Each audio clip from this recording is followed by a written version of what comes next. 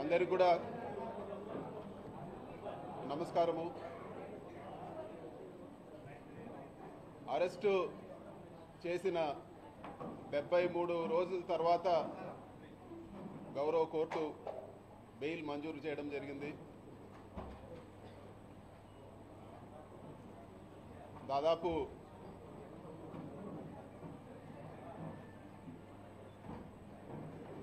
2.5 నెలలు ఒక ఖైదీగా ఉండాల్సిన పరిస్థితి వచ్చిందని చెప్పి కూడా మీకు అందరు కూడా నేను తెలియజేస్తా ఉన్నాను. గౌరవ కోర్టు పెట్టిన ఆంక్షల మేరకు ఈ కేసు గురించి వివరంగా మాట్లాడేదానికి పర్మిషన్ లేదు. అయినా కూడా ఒక మాట నేను చెప్పదలుచుకున్నాను.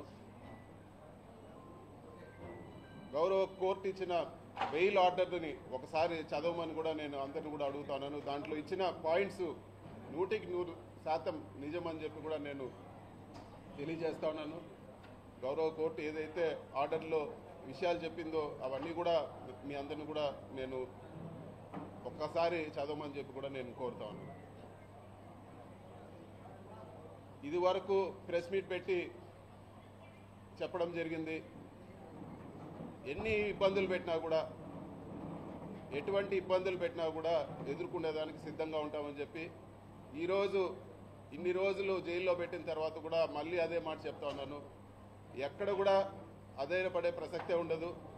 ఎక్కడ కూడా ఈరోజు పార్టీని ఇబ్బంది పెట్టినా వెనక తగ్గే ప్రసక్తి ఉండదని చెప్పి కూడా నేను ఈరోజు తెలియజేస్తా ఉన్నాను. ఇది ప్రతిసారి తెలుగుదేశం పార్టీ అధికారంలో ఉన్నప్పుడు, ఎప్పుడు తెలుగుదేశం పార్టీ అధికారంలోకి వచ్చినా కూడా కేసులు పెట్టే పరిస్థితి చూస్తూనే ఉన్నాము. 2014-19లో కూడా తప్పుడు కేసు పెట్టి జైల్లో పెట్టడం జరిగింది. అప్పుడు కూడా చెప్పినాను, ఇది తప్పుడు కేసు, ఇది కేవలం హరాస్మెంట్ చేసేదానికే పెడుతున్నారని ఆ రోజు కూడా నేను చెప్పడం జరిగింది. అయినా కూడా అక్రమంగా అరెస్ట్ చేసి నన్ను, బిఎం మధుసూదన్ రెడ్డి గారిని, చెవిరెడ్డి భాస్కర్ రెడ్డి గారిని కూడా ఆ రోజు కూడా జైల్లో పెట్టడం జరిగింది. తర్వాత ఎవరైతే కేసు పెట్టించారో అదే వ్యక్తి కోర్టులో వచ్చి చెప్పడం జరిగింది, ఎక్కడ కూడా బలవంతంగా మా దగ్గర పెట్టించారు, వీళ్ళు తప్పు చేయలేదని చెప్పి ఆ కేసు కూడా కొట్టేయడం జరిగింది. అంతేకాదు, అంతకుముందు తెలుగుదేశం అధికారంలో ఉన్నప్పుడు కూడా నేను ఇంజనీరింగ్ కాలేజ్లో చదివేటప్పుడు కూడా నా జీవితంలో మొట్టమొదటి కేసు పెట్టింది తెలుగుదేశం ప్రభుత్వం. తెలుగుదేశం ప్రభుత్వం ఎప్పుడున్నా కూడా ఇటువంటి హరాస్మెంట్ చూస్తూనే ఉన్నాము. ముఖ్యంగా ఈ జైల్లో ఉన్నన్ని రోజులు కూడా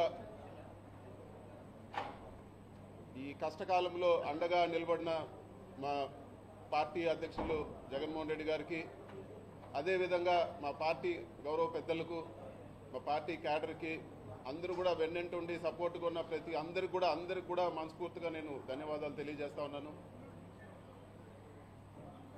ఈ కేసు పెట్టి సాధించింది ఏమీ లేదు, ఒక పైశాచిక ఆనందం పొందడం తప్పితే, అదేవిధంగా మా తల్లిదండ్రులని మానసికంగా వేధించడం ఒకటి సాధించినారు తప్పితే ఈ కేసు వల్ల సాధించింది ఏమీ లేదు. కోర్టు నుంచి వెసులుబాటు పొందిన తర్వాత కేసు వివరాలన్నీ కూడా వివరంగా మరొకసారి నేను మాట్లాడతానని చెప్పి కూడా మీకు అందరు కూడా తెలియజేస్తా ఉన్నాను. చివరిగా చెప్పేది ఏమంటే, మీరు కేసులు పెట్టినా లేకపోతే ఇంకోటి పెట్టినా మేము వెనక్కు తగ్గే ప్రసక్తే లేదు. ఖచ్చితంగా గట్టిగా ఇంకా రెట్టింపు ఉత్సాహంతో పోరాడతామని చెప్పి కూడా నేను తెలియజేస్తా ఉన్నాను. ఎక్కడ కూడా వైఎస్ఆర్ పార్టీ క్యాడర్ కానీ లేకపోతే నాయకులు కానీ ఎక్కడ కూడా ఆధారపడే పరిస్థితి ఉండదని చెప్పి కూడా నేను తెలియజేస్తా ఉన్నాను. ఇవన్నీ కూడా ప్రజలు గమనిస్తూ ఉన్నారు.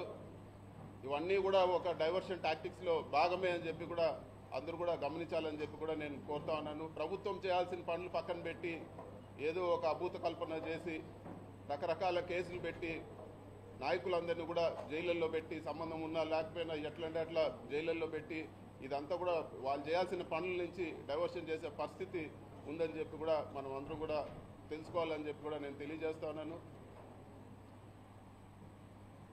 ఈ మొత్తం ఎపిసోడ్లో అండగా నిలబడిన ప్రతి ఒక్కరికి కూడా నేను మనస్ఫూర్తిగా అందరు కూడా పేరు పేరున ధన్యవాదాలు తెలుపుకుంటాను. అందరు కూడా నమస్కారం. Thank you.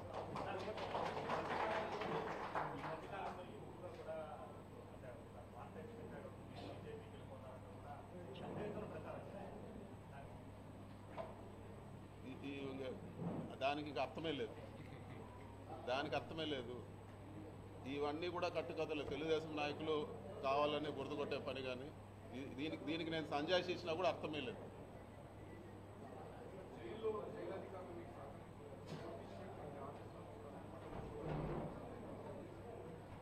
మరి ముఖ్యంగా జైల్లో ఎటువంటి పరిస్థితుల్లో పెట్టారంటే ఒక టెర్రరిస్టో తీవ్రవాదిని జైల్లో పెట్టిన పరిస్థితి ఉండింది. నేను ఉన్నన్ని రోజులు కూడా ఒక పూర్తి బ్లాక్లో వేరే ఒక మనిషితో మాట్లాడే పరిస్థితి ఉండదు. కేవలం ఎప్పుడైనా ములాఖాతులు, వారానికి వచ్చిన ములాఖాతులు, లేకపోతే ఇంటికి 3 ఫోన్ కాల్ చేసుకోవచ్చు. ఆ 3 ఫోన్ కాల్ తప్పితే ఇంకొక మనిషితో మాట్లాడే పరిస్థితి కూడా ఉండేది కాదు. మొత్తం సీసీ కెమెరా నిఘా ఎవరు చూస్తూ ఉన్నారో ఆ సీసీ కెమెరాల్లో తెలియదు. విజయవాడలో కూడా ఆ సీసీ కెమెరాలో చూడగలుగుతారని చెప్పేవాళ్ళు. అధికారులు కూడా నాతో మాట్లాడేదానికి భయపడేవాళ్ళు. అసలు ఎవరు కూడా దగ్గరకు వచ్చే పరిస్థితి లేదు. ఒక దారుణమైన పరిస్థితిలో జైల్లో పెట్టడం జరిగింది. ఒక ఏదో టెర్రరిస్టు పక్కన వాళ్ళతో మాట్లాడితే ఏదన్నా ఇబ్బంది వస్తుందనే పరిస్థితులు అక్కడ కల్పించడం జరిగింది. కానీ ఇవన్నీ కూడా ధైర్యంగా ఎదుర్కోవాలని డిసైడ్ అయినాం కాబట్టి ఇవన్నీ కూడా ఏకోసారి కూడా పట్టించుకున్న పరిస్థితి లేదు.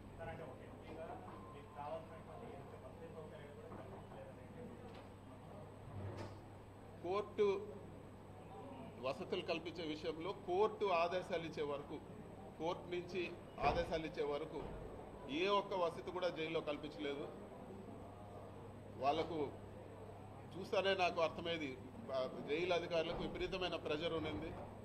వాళ్ళు ఏ ఒక్క వసతి కూడా కోర్టు నుంచి ఆదేశాలు రాకుండా ఏ ఒక్కటి కూడా కల్పించలేదు. ఇవ్వాల్సిన బేసిక్ రిక్వైర్మెంట్ కూడా అవన్నీ కూడా వచ్చిన ఫస్ట్ కోర్టు ఆర్డర్ వచ్చే వారం 10 రోజుల వరకు అస్సలు ఏ ఒక్క సహకారం కూడా లేదు.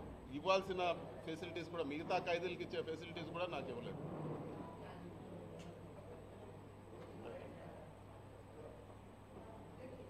ఓకే అన్న, థ్యాంక్ యూ అన్న.